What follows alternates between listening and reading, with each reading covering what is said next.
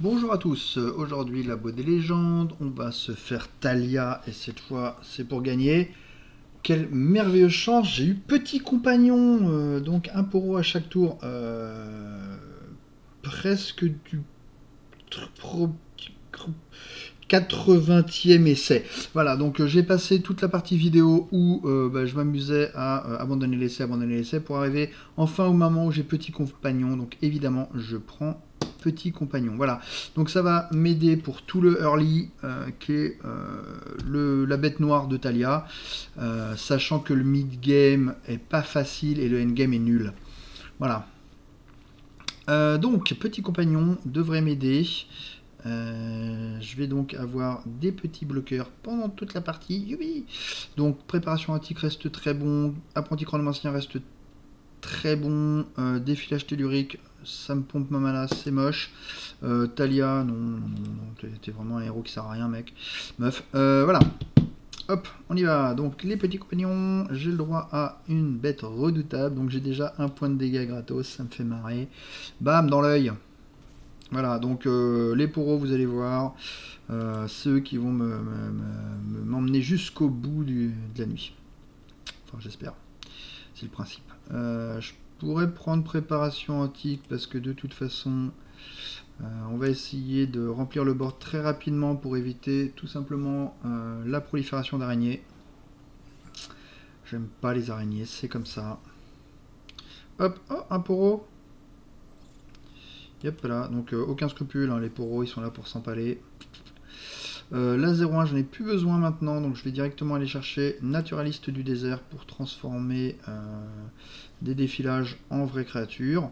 Celui-là il sert à rien, celui-là, bah écoutez, il est là pour bloquer, hein, de toute façon. On est bien, on est bien. Donc vous allez voir araignée, on va finir à 30 points de vie, quasiment à coup sûr. On ne peut pas gérer Poro. Lui il doit aller caster ses araignées, moi mes araignées elles arrivent toutes seules. Toc toc toc. Ok, on va continuer avec du Winnie, mais d'abord, hop, des points de dégâts. En veux-tu, en voilà. Et on va avoir un board plein. Toc toc toc, on va prendre le surfeur. On va... Est-ce qu'on pose l'horlogeon? Il va me faire des dégâts. J'ai le surfeur au-dessus de mon deck, donc je vais pas poser horlogeon. Je vais juste espérer avoir le temps de poser mon surfeur et d'avoir un bloqueur. Salopard. Ok, donc je finirai pas à 20. C'est vraiment un ignoble salopard. Je vais bloquer avec celle-là parce qu'il peut sinon s'amuser à faire un vil festin dessus et ce serait triste de laisser cette araignée en vie alors qu'elle a attaqué. Je suis déjà tout en panique. Ouais, je vais transformer ça en 2-2. Et en fait, c'est pas vrai, ce sera bien plus gros que ça. Je vais prendre le surfeur, hein, visiblement il a envie de me mettre des redoutables. C'est vrai qu'il joue quand même 3 araignées, 3 de redoutables. Qu'est-ce que je fais? Est-ce que je gâche de la mana juste pour piocher? Oui, oui, mais ça sert, mes cartes ne servent vraiment à rien, il faut vraiment en être conscient. Voilà, de toute façon, moi à chaque tour, j'open attaque avec tout. Voilà, effet petit compagnon. Très bien. Donc maintenant, je vais avoir des surfeurs derrière pour pouvoir me bloquer. La daube, bonjour. Hop. Très bien, surtout n'hésite pas à perdre tes redoutables. La seule créature avec laquelle il aurait dû bloquer. Pas mal. Pas mal. Je vois que mon adversaire est au taquet. Je vais d'abord commencer par ça. Comme ça, s'il pose une bête, ça explose. Et je serai très content. Non. Ah bah d'ailleurs, c'est super, j'ai mal joué. Voilà. Et ben voilà, on assume. Hop, on a une 2-2 au lieu d'avoir une 5-2. Une 5-4, je veux dire. Bien joué. Fatigue. Je vais passer. On va perdre des créatures. On va perdre des créatures, c'est très bien. On fait un peu de place. Si tu veux. De toute façon, là, on swarm sur la quantité de créatures. Hein, on n'est pas... Donc là, je peux faire 2 et 4. S'il fait pas une créature entre temps. Non, hop. Et on a la 5-4. Très bien, donc hop, on veut plus de pourreaux, hein, on veut maintenant des créatures qui survivent et si possible qui mettent des points de dégâts à mon adversaire.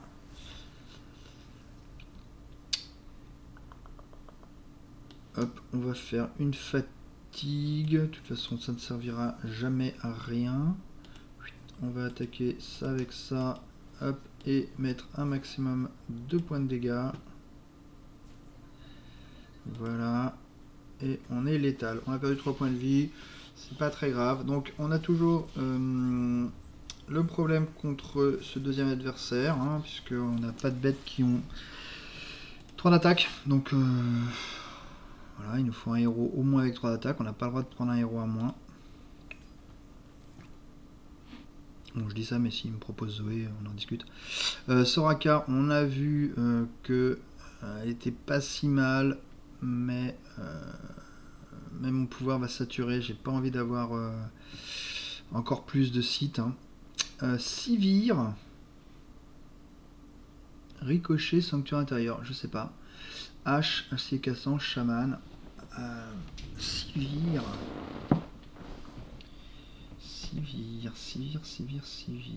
Sanctuaire, Ricochet. Je connais pas bien Sivir. Elle arrive en même temps que H. Elle augmente sacrément ma curve. Maintenant, comme j'ai les poros, le début de partie m'inquiète moins. Ricochet, je trouve cette carte extrêmement, mais extrêmement nulle à tout point de vue. Donc rien que parce qu'il y a Ricochet en comparaison avec Shaman, je vais prendre H, c'est sûr. Sanctuaire intérieur, ouais, c'est random. Ok, donc les poros me poussent à pas prendre Soraka, j'ai pas envie d'avoir de source, j'ai pas envie d'avoir de Soraka qui me prennent chacun une place, alors que j'ai des poros qui sont supposés arriver. Donc on va prendre H. L'acier cassant permet de bien gérer les spectres, ce qui est cool. Et H, Shaman aussi. Donc on va clairement prendre H et voir pour faire ce combat là qui risque d'être un des adversaires particulièrement dangereux, hein, faut le reconnaître. Il peut mettre beaucoup de points de dégâts si ça se passe mal. Après c'est tout ce qui va être surpuissance le problème, parce que les poros ne bloquent pas la surpuissance. Ok, je vais garder des pierres taillées étonnamment, parce que ça permet de tuer un spectre. Je vais garder préparation attique, c'est toujours bon à prendre. L'acier cassant, je pourrais le garder ma foi. C'est pas une mauvaise carte. Qu'est-ce qui va me faire gagner ce match-up? Probablement H. On va garder l'acier cassant. Pas très... De toute façon, c'est les poros qui vont me faire tenir. Ok, pas mal, j'ai un point de dégâts. Hop.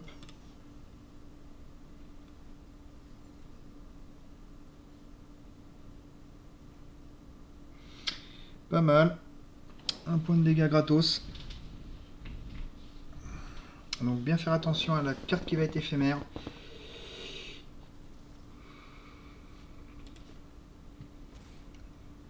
Donc j'ai toujours pas de heal. Donc c'est pas la peine d'essayer de faire durer. On a dit que c'était H qui ferait gagner. Ceci étant, le surfeur pour l'instant me permet de bloquer les spectres. Donc on va commencer par surfeur. Hop. Comme ça, s'il me fait un spectre maintenant, je peux déjà le bloquer. Waouh! Alors ça c'est très gentil de sa part. Donc il a pas de T2. Je vais faire surfeur. Hein. Moi ça me va s'il a pas de T2. Ça me va, ça me va. Je vais pas open attack parce que je suis tout à fait d'accord s'il me donne une créature à tuer. Ok, donc là, la chamane, sans hésitation. Il me donne une créature à tuer, mais c'est pas celle que j'aurais voulu. Je vais faire un maximum de points de dégâts. Les poros reviennent tout le temps, on s'en fiche. Il passe à 6 points de vie. Je peux même le faire passer à 3 si j'ai envie, mais on va garder plutôt le boost pour plus tard, soit pour le létal, soit pour tuer un spectre mal géré. Ok, ça devrait très bien se passer. Là, je vois pas tellement ce qu'il pourrait me faire. S'il me fait invocatrice de spectre, j'ai un bloqueur pour l'invocatrice, j'ai un bloqueur pour le spectre. Voilà. Sans surprise. Je vais passer. Ouais. De toute façon, il va attaquer. Il va attaquer. Je vais poser la flèche. De toute façon, je vais la faire. C'est le meilleur coup à jouer. Ok, donc on a le spectre ici. On a un poro pourri ici et un 2-2 ici. Je vais bloquer plutôt avec le 2-3, des fois qu'il est de quoi faire un point de dégâts.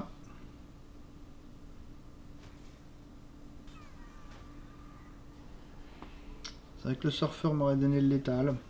Bon là je peux quand même menacer létal. Hein. D'autant plus que 2, 4, 6, il y a létal. Ok, parfait. Je me demande si c'est pas un peu cher ce que tu viens de faire. Ok, donc il avait un anti-bet, mais j'ai un boost, et donc on finit la partie au tour 5. Merci les petits poros. Voilà, donc une manière très agressive de jouer. Voilà pourquoi depuis le début, j'arrête pas de dire que j'aimerais bien avoir poro. Donc poro, quand on le cumule avec le bonus de Von Yip, là, tous les poros sont 3-3. C'est un peu débile. Hein. Ok, donc Talia, c'est pas mon vrai héros. Hein, vous aviez tous compris que c'était H. H, est-ce qu'on préfère lui donner plus 1, plus 1, insaisissable ou plus 2, plus 0? C'est effectivement insaisissable. Bonne réponse à tous. Voilà, là, pareil, pas d'hésitation. Victor ne sert à rien du tout. Sable mouvant, c'est correct, mais on est quand même très très loin de vent mordant. Donc, vent mordant, parfait. Et ben écoutez, hop, on va se faire trèche en speed. Parce que là, on a des points de vie et on a un deck. On a le début de partie avec les poros et le mid-game avec H. On n'a pas encore de endgame, on n'a pas de heal, mais tout ça, on n'en doute pas, ça va venir. Donc ça, j'en veux pas, ça, j'en veux pas. Le surfeur, je garde. La pierre taillée, j'en veux pas. Allez, petit poro. Ok, on a H qui est arrivé, donc H qui est insaisissable, je le rappelle. Voilà, donc ça veut dire qu'il va être obligé de faire trèche ou la cage de trèche pour gérer H. Ce qui va pas vraiment l'accélérer. Très bien, char de requin, donc se méfier de la gardienne, mais bon, on peut pas y faire grand chose. La bonne nouvelle, c'est qu'il peut pas bloquer. Toc. Voilà, et quand on a plein de poros, la gardienne, et ben elle est pas terrible. Voilà. Des poros, donc les poros qui se font, qui ont vraiment le meilleur poro possible, celui qui a le pouvoir de ne rien faire, puisque je pense pas qu'il va s'amuser à cibler des poros. Ok, je vais poser le surfeur, ma foi, j'ai pas encore besoin de contrôler plus que ça ma pioche, j'ai déjà ma hache, j'ai l'impression que je vais donner un grand coup de hache. Ok, donc là, moi, j'ai aucun scrupule, on sacrifie tout le monde. Bravo, tu m'as eu, t'as tué mes poros. Et je prends 0 points de dégâts. De toute façon, mon but c'est de clean le board à chaque tour, y compris le mien, hein, qui se remplit très vite.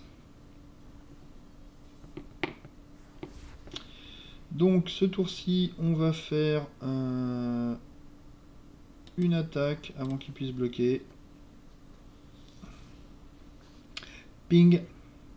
La farceuse, très bien. Donc elle va exploser avec le cavalier de lien, il n'y a pas à s'inquiéter. Vent mordant. Vent mordant, ça pourrait. Mais je vais plutôt prendre les flèches qui vont être le bon T4 à faire, plus que H. H, on va le garder pour plus tard. On n'est pas pressé. Je vais faire le jonc. Ah oui, c'est vrai que mince, on refait un roll. Bon. Bah, je vais prendre les pierres taillées pour essayer de tuer Trèche au moment où il va attaquer H dans ces cas-là. Hein. C'est plus le même plan. Bing, 2 points de dégâts pour moi, 1 point pour lui, ça me va. Et la farceuse qui meurt, ça me va encore plus. On est sur Historienne de la ruine.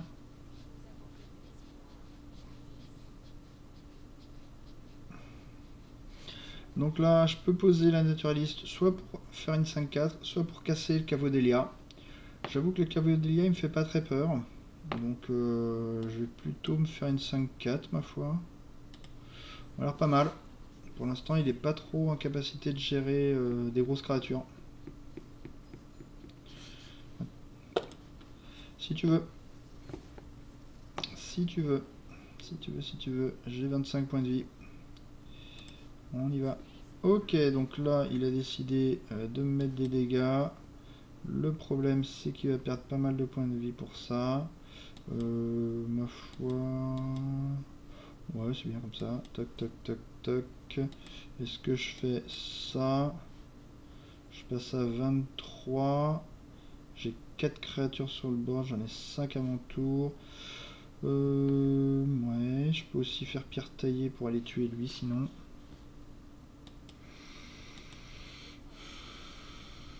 C'est pas mal.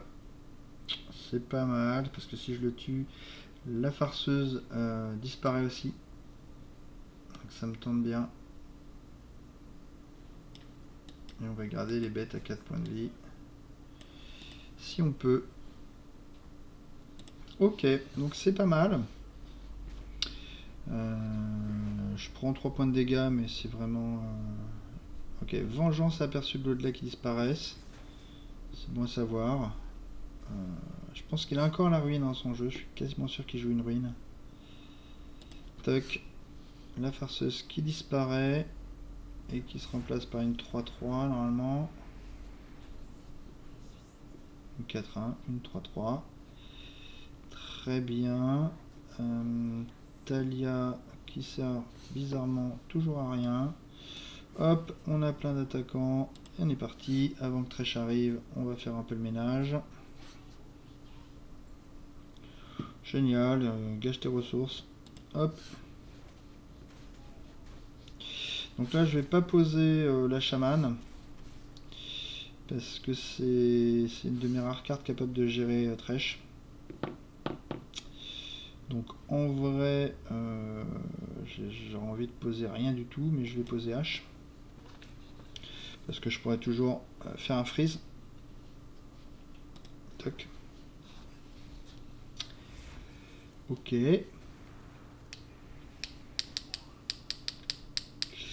Pas du crépuscule, donc c'est pourri. Ah, encore une hache, donc là il va faire Trèche normalement. Voilà, donc il a 2 Trèches, merci de le montrer. Donc il a une cage de Trèche, il va attaquer en provoquant H. Je vais répondre en faisant un flash freeze. Ou en reposant H, non, en faisant un flash freeze. Et malheureusement je ne vais pas pouvoir bloquer ça. Sauf si je pose une créature, malheureusement dans ces cas-là je ne pourrais pas faire flash freeze. Donc non, on va accepter de prendre 2 points de dégâts, c'est pas très grave. Ok, la cage qui sert à rien, hein. Merveilleux. Et puis un poro. Hop. On gèle. Tac. Il me tue un poro. C'est vraiment d'une violence rare.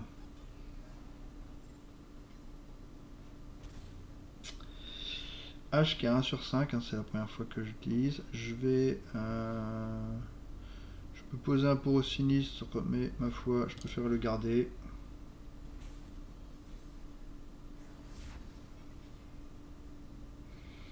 Deuxième chaman. Donc si j'attaque avec H, Thresh passe à 0 de force. Hein. Donc évidemment, j'attaque à nouveau avec tout. S'il me bloque un poro, il levelera toujours pas H, loin de là. Donc c'est parfait. Hop. 3 points de vie à mon adversaire. Hop, on va poser la chamane. Très bien. On a toujours le flash freeze pour se protéger de ce Thresh. Ok, je passe. Donne tout ce que tu as. Donc toutes ces créatures vont passer 5-5. Et ben je savais pas que tu jouais ça. Si je balance un flash freeze, toutes ces créatures vont être 4-5, ce qui ne change absolument rien mon problème. Ok, bah il a 4-5-5. Ok, ok. Pas mal, pas mal. Bon, ça coûte 8 hein, pour faire un effet qui est, ma foi, sympa, mais pas top. Effectivement, ils sont tous redoutables. Ce qui veut dire que j'ai que 2 bloqueurs. Je peux prendre 10 points de dégâts. Je vais... Est-ce que je passe? J'ai envie de reposer ça après. Donc il va me rester 3 mana, 3 mana. Je peux poser un surfeur.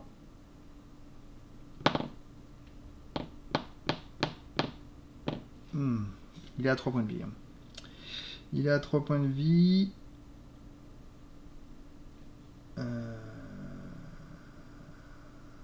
Il va level up Thresh. Il va grab ça et ça.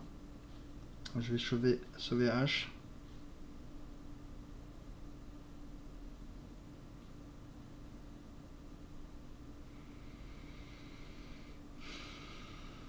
Ok.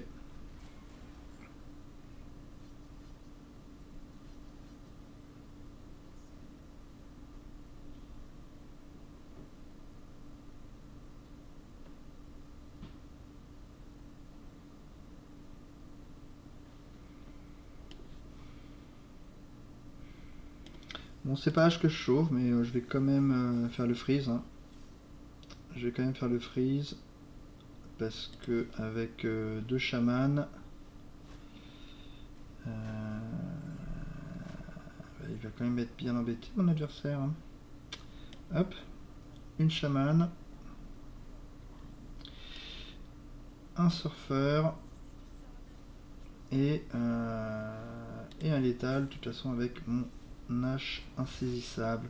Donc il a besoin de faire une vengeance. Or, je crois qu'il n'a pas de vengeance. Je vais attaquer avec tout le monde, ce qui fait que avec 3 bêtes de freeze, et ben il n'y aura pas des masses de bloqueurs.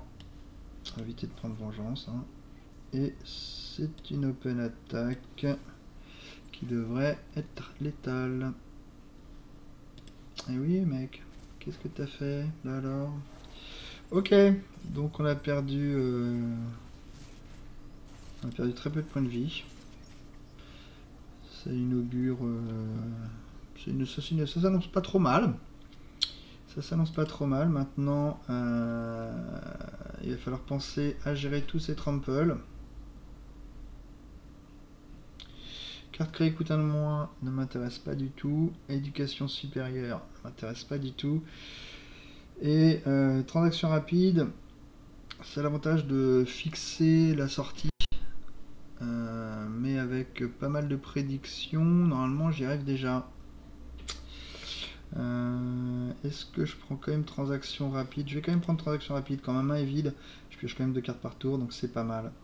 Ok, donc on a un endgame qui s'améliore, la vague de violence pour le endgame aussi, c'est très bien. Et on a fini plutôt bien cette première partie du palier légendaire du labo. Ok, et ben on n'est pas du tout en mono Shurima, vous voyez, on est en train de complètement partir vers Frejold. Et on va voir si ça suffit à rattraper le retard qu'on prend en choisissant Talia comme héros. Voilà, donc je vous dis rendez-vous à la prochaine vidéo pour toute la partie Fréjol. A bientôt.